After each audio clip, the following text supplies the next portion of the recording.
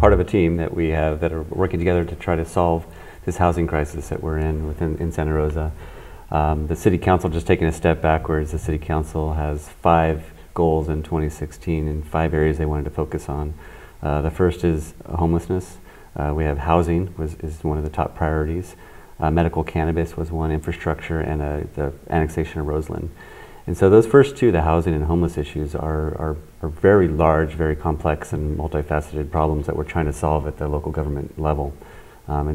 We can't do it alone. There's a lot of people involved, from nonprofits to we're pulling in the state and other potential federal sources to help us through this problem. But we're not alone. We're finding that other cities are having these same issues. And so what we did is we figured we would start this process of looking at the problem, what is the magnitude of the problem, and how do we solve that?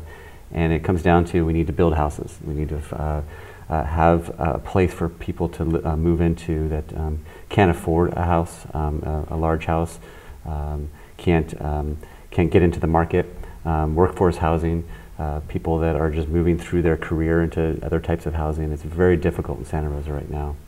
And so what we did is we developed a housing action plan. It's about a 41-page document. It's on our website. I can give that address to you at the end. But that document really lays out that approach, and it's got a lot of different nuances to it and different approaches. And because it's such a large problem and a large, very complex way to solve it, we broke it down into 5 areas. The first is to increase the inclusionary affordable housing in our stock. And essentially what that means is affordable housing is housing that is priced in such a way that allows various income levels to move into a house. So it's not market driven, it's set at a certain level, so it opens up that opportunity for people to get in.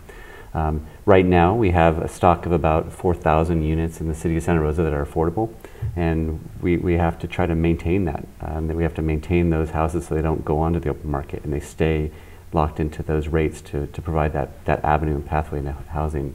The other thing we're looking at is creative ways to require market rate development. So if you're putting in a subdivision or you're putting in an apartment building, can you identify maybe 5, 10, 15, 20% of those units that will be set aside for affordable units? So that's something we're working on, working with developers, working on policies to require that as part of a project when you do a project in Santa Rosa. So when we get a project developed, we have a housing project or an apartment complex, it's solving two solutions: housing for all, at all levels, but it's also addressing that core need of affordability. The other one is, the second one is achieve affordability by design. And so that's the other way to do it, is rather than restrict the price of a unit to a certain cost, you can design a unit that's smaller, costs less to develop, that will essentially be less for the person moving into that home. So you design a product that's less expensive, that opens the market up for people to move into. So we're looking at creative ways to do that, again with creative building methods, building materials, and then also the size of the unit. So rather than just building a 3,000 square foot house, you could look at studios and one bedroom apartments and flats and different type of things that will allow people to move in at a much lower level. The third area is assemble public lands for housing development. So the city has a lot of public lands that we own. We have property. We have property like parking lots and other things that are used that could be used in a much more rich and more valuable way. So we're looking at those properties. Where are they? We call them opportunity sites, and that basically means there's an opportunity there to make something more out of that. Rather than just have cars parking on a flat lot, what if we build up and build apartment complexes there, build housing and put the parking underneath? So you don't lose that parking, but you're gaining more value out of that square foot of land that the city owns. And so we're looking at all of our sites and trying to figure out what's the best way to use those sites and how can we leverage them to the best of their ability. The fourth one is basically improve readiness. How can we prepare the infrastructure, the land, the processes so when a developer comes in, houses don't get built by themselves. A developer has to put their money on the table and basically go through the process. So what we can do as a city is make it ready for development to happen. Get the infrastructure, the water, sewer, roads, everything ready to go. So when we want an apartment complex to come in or an affordable project to come in, it doesn't cost the developer money to fix all that stuff before they can even start building a house. And so that's another way that we're going to try to help get ahead of things. And the fifth is increase our investment in partnerships, our affordable housing investments. So partnering with nonprofits, finding ways to identify funds that we can put into the system. And so with all these things that I'm talking about, it's a two-way street. We need partnerships to come to the table, but the city also has to come to the table as well. And our city council just recently gave $3 million to the affordable housing effort. And essentially what that did was allowed $3 million for us to use to incentivize affordable housing. So if a project's going in and they were going to build market rate houses and they were going to maybe put 5% or 10% affordability, we can come to the table and say, we'll actually pay for those additional affordable units. And that's a low-cost way for the city to increase its stock of affordable units for that segment of the population that is looking for homes or needs a place to live. So we're going to get creative with this. We're trying to throw everything on the table and see what's going to work. It's all these programs that I just mentioned here, and there's lots of different facets to all of them. They cost money, they're time, they're complex, they take relationships. But what we're going to do is prioritize them and try to figure out where's the biggest bang for our buck, where can we spend our time and resources and actually make a difference in the community. And so how do you come about making that prioritization? Yeah, that's a good question. So with all these things on the table, we can't do them all at one time. So one of the things we're looking at right now is that prioritization. We're looking at what do each of these cost, all these different methods. What things are we doing already? What things can we do at a very low cost and get a big return? And then it turns into essentially where do we put the resources and how much can we get out of it? So the $3 million we're going to be using as a pilot study to see where do we get the biggest return. So there's a couple ways we can do that. We can use that $3 million to go out and buy contracts, those affordable contracts, to extend the life of those affordable units. So they typically have a 30 to 50 year life on them. And if we could insure and buy those longer so that they don't go out of contract and they don't turn into a market rate apartment and the price jumps up 30, 50%, that might be a very cost-effective way to maintain our existing stock. The other is if we have a new development coming in that's building market rate homes, and currently we have a process right now that if somebody doesn't put affordable units on their property, they can pay a fee. Well, that fee doesn't really attribute to enough money that we can turn around and build affordable housing. So we'd rather incentivize that developer to build those in right from the start, because that's the most cheap, most cost-effective way of getting affordability. And so we're looking at using some of that money to incentivize. So we're going to try different approaches. We're going to develop a priority plan on where we're going to focus our time and effort. We'll keep checking back in with the City Council and the public and on our website just to let people know what we're doing and what we're trying. And we're open to ideas and suggestions. And this is a living document. This 41-page housing action plan is basically putting everything down that we can think of and saying we're going to try everything because this is serious. We're in a crisis. We need to solve this problem. And this is fairly unprecedented. This is a pretty big document, and there's a lot in there, and the city's really proud of producing this. But now it's a matter of actually producing and getting houses built. And so have you looked at other cities, how they've addressed this, what they've done, getting some ideas from other places? Absolutely, yeah. We're constantly looking around the region, the state, and across the U.S. in terms of what's working, what's not. Things such as granny units. That's a big one that comes up a lot. That certain agencies have different policies and rules regarding second units. So it's the small little unit in the back of in your backyard. Well, there's a lot of constraints. There was a Close to Home article in the paper recently about the cost and the certainty of actually going through that permitting process. Well, that's something we're looking into. What does it take? Where are the hurdles, and how can we break those barriers down? We do have examples from around the state of people that are doing it. So that's one option. And then again, just affordability and the quality of affordability. We took a tour of some affordability sites down in the South Bay. In actually Mountain View area, and the quality of product that is being developed right now in other areas for affordable housing, 100% affordable housing, is incredible, and you wouldn't know that it was affordable versus market rate. And I think that's where we as a community need to be. We need to have an integrated stock of housing that doesn't put various people different places just based on their income level. And how do we develop a community that has the same respect for the quality of life for everybody. Okay, so I think what we want to keep in mind is affordable for different people. You know, the millionaire can afford one thing, and the person who's our working class folks, the affordability means something entirely different. Can we talk about that? Yeah, so affordability, when we talk about affordability in housing and what we're trying to achieve, it's actually a very defined percentage, so it's consistent statewide and on a national level. So when we talk about affordability, there's essentially three different levels. There's very low affordability, which is 50% of the median income.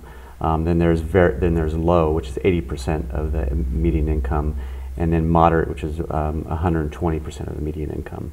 And so those are different levels that are important because we need to find housing for that gradient of affordability.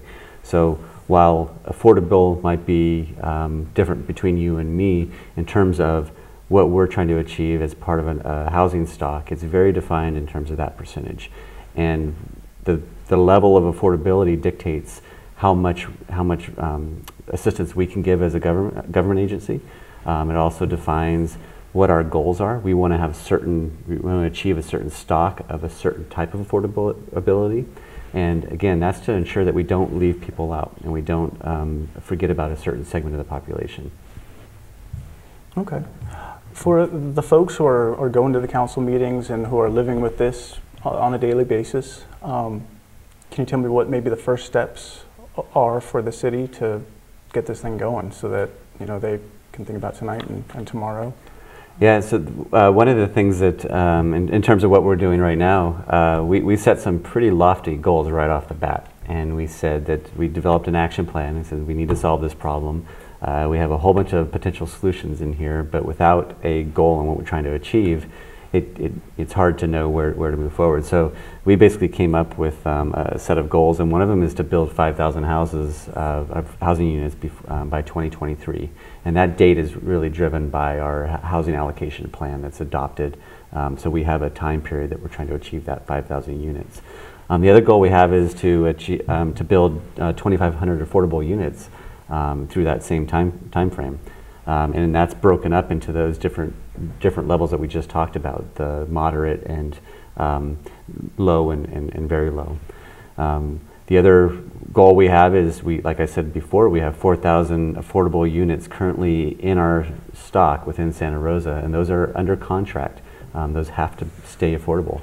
Part of our goal is to maintain those 40. As contracts expire after the 30, 40 years that they started, we don't want to lose those. We don't want to lose those to the marketplace. So we want to try to maintain those and keep those in the stock. And we have great partners like Habitat for Humanity, who's building great houses and preserving that stock by rolling that house over to new ownership at those affordability levels. So working with those groups to maintain that. We also want to, the other goal we had, which is we want to achieve 1,000 building permits this year for housing units and get those out. And what we're finding is that building a house anywhere is very difficult. It's not just what comes through the city. There's a lot of factors that come out around the state. So it takes financing. There's environmental issues that come up. We have an endangered species in Santa Rosa, which is the tiger salamander, which precludes certain areas of town or causes more cost due to mitigation. And that's important because we want to protect where we live. There's also the marketplace and the developer's ability to pull everything together and get a project moving through. So the city really controls one piece of the puzzle. So when we say we want to issue 1,000 building permits, we have to work closely with the development community and say, what are your concerns, where are your issues, where are you stuck, and how can we help move those forward? We aren't quite meeting our goal this year, unfortunately. We're pulling out all the stops. We're prioritizing housing. We're prioritizing affordable housing, and we're we're doing everything we can to issue building permits, but what we're seeing is the development community is coming in and not ready to build the house because financing has fallen through, or there's a lot, construction materials are increasing in cost. We're finding a shortage of labor. We're finding that everyone is being stretched very thin in terms of the design community, the architects, the labor to build homes. It's hard to find right now. And so we're in a strange time where there's a strain of resources and everyone wants to build these houses, but we're being held back. So those are some goals that we have that we're hoping to achieve here in the next year or 2 years, and we're going to keep pushing those goals and keep striving to do better. As the city does so much, it's kind of under this city umbrella here of so many activities taking place and goals and whatnot. Now, I believe there was a programs called like Habitat for Humanity, or programs where people would go and hammer their own nails to help build their homes, or perhaps just using buildings that have been evacuated to turn those into usable housing. Is there any movement on these type of things? Yeah, I think that's a good point. We like I mentioned before, Habitat for Humanity, which you just mentioned, they're a great organization. We work closely with them. They are constantly looking for sites that they could build houses on and use their volunteer force to actually build those houses. On our part, what we can do is help prioritize that plan review, get it through the process quicker, and try to reduce fees where we can through loans and grants and other things. One of the things that in the development community and building a house, it all comes down to three things. It's time, certainty, and cost. If you can control those three things, then you can have a successful project. But if you delay, you have long time turnarounds, it costs a project a lot of money, and projects fail because of that. Because it's hard to hold on to land when you're not generating revenue. The certainty, people need to know the certainty of getting through a process. If I submit my plans and I check the boxes, will it be approved? And that's really important to get houses built. Nothing's worse than coming in and not knowing if your plan is going to go through the process, if you've done everything you've been asked. And then the cost. It does cost money to build houses. The developer is putting a lot of money up front to build these houses in hopes of somebody purchasing it so they can take that revenue and build more houses. So we have costs. We have time to review the plans. We have fees to connect to the water and sewer system. We have all these costs to maintain what we do as a city, as you mentioned, the overarching umbrella of a city organization. So that's something where we're looking at how do we control those costs? How can we reduce them where it makes sense? How can we increase the certainty for development? And how can we increase that turnaround time and get things turned around as quick as possible? So we've been working a lot in our department to help try to figure that out. And is there a particular area which seems to be the hardest, or a particular point? Yeah, right now we are struggling with the time component of that. There's a large volume coming through right now where it takes time to review the plans and the turnaround time. So we're getting creative with that. We've actually hired a new planner and plan check inspector. We're using consultants on the outside to help supplement staff. So when plans come in, if we don't have staff to review them, I can send those off to a consultant. So we're trying to figure out how to reduce those turnaround times. The certainty is probably the next difficult one. There's a lot of steps in the process. So one is coming into the counter and dealing with us, the planning department, and the permit process.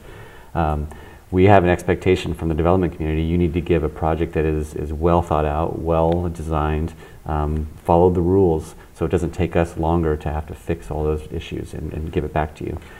So there's an expectation from the development community, and then they have an expectation of us to turn around. But then the next step is it's got to go through our governing bodies, our elected officials. So we have the Planning Commission and the Design Review Board. So making sure that the project is in a good place where it can go to those bodies to make sure that those are good projects. If the project comes in and it's not complete, it doesn't have satisfy the goals of our community, it's gonna come back, and I think that's important. It's important to know that right up front. And then it's going to go to council at some point. You know, if the community comes out and says that they don't like a certain thing, then the council has to wrestle with that. And we find that a lot with affordable housing and high density housing, and we've seen it at council multiple times, where I think it's a common feeling around the community that affordable housing and housing is a key priority, and we want that in our community. But once it comes and it's right in your neighborhood, it's a different situation, and we've had a couple of these discussions at council recently.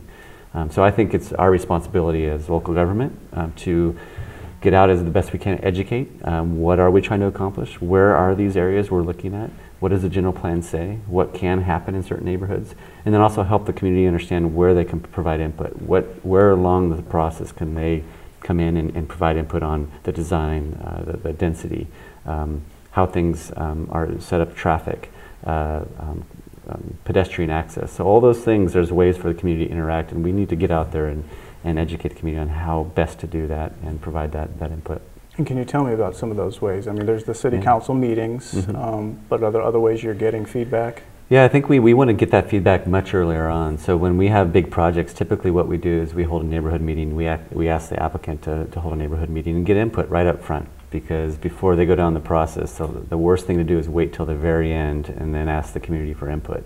Because a lot of things have been designed, developed, and moved through the process. And so the earlier the better. And typically, most people are busy, have busy lives and have their jobs and are extra activities. And so the more we can do up front to let people know that there is a project coming, this is the area it's going to be. We are developing information sheets that we'll be presenting on our website, how a process works, so people can come in. So there's public meetings through the design process. All of our meetings are open to the public, the design review board, the planning commission, and obviously the council. Those are all public as well. And the other thing is, how do we notify? We're trying different things, such as this type of medium to reach out to the community. But we also have government delivery newsletters that we send out, and we call it Gov Delivery on our website. You can sign up for updates. And so how can we use those better to send email blasts out to various areas of the community? But we're going to be working on that and keep trying to reach out to the community and get that information. A couple of things we're going to be doing soon are some town hall meetings. And so we'll go out to the community in various town hall formats and talk about these big issues. This is what's happening. We're trying to solve these problems, and the community has to be part of the solution and understand what we're trying to achieve. And then when a project does come, provide constructive feedback, but also support that in our community that we really need. So I'm a hardworking immigrant. I'm a hardworking person, working class person. I'm working all day. I sometimes work the weekends. I don't have much access to the internet, and I'm also scared a little bit of government. But this is still affecting me and threatening to kick me out into the cold. What can we do for them? Yeah, and that's a good question. And part of addressing that need is the city, I believe it was a year ago, developed a community engagement department and hired a community engagement director. And the intent of that is, how do we reach out to the community, the entire community, in a very effective and proactive way to address that and provide that pathway to a wide variety of people that might be scared of coming to our counter or to our city council meetings or talking in front of the public. How do we reach out to that segment and provide that feedback? It's town hall meetings. It's going out into various community groups, established groups already. Could be you can always write a letter. You can call. You can provide feedback. Our role as local government is not to ignore anybody. So if a comment comes in on a project, we record it and we put it as part of the packet. So any decision body from that point on sees that and understands that there's a concern, and here's some of the concerns, and here's how we addressed it. And so we're constantly trying to respond to the public in a variety of formats, and it comes in many ways, shapes, and forms, which is good. And I think we need to keep that avenue open.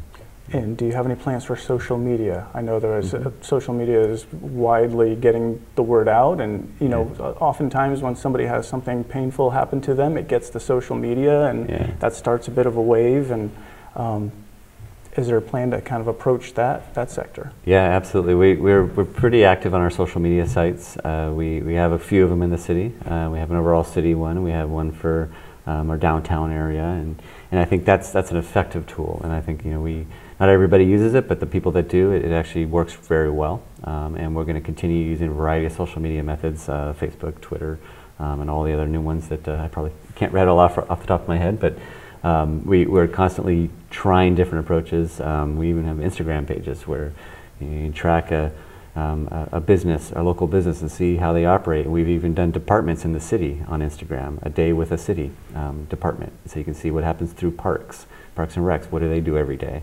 And so we're trying to reach out to people in a variety of different formats. But like you said, I think people, depending on your situation in life, where you work, what your activities are, you may digest information very different from the person standing right next to you.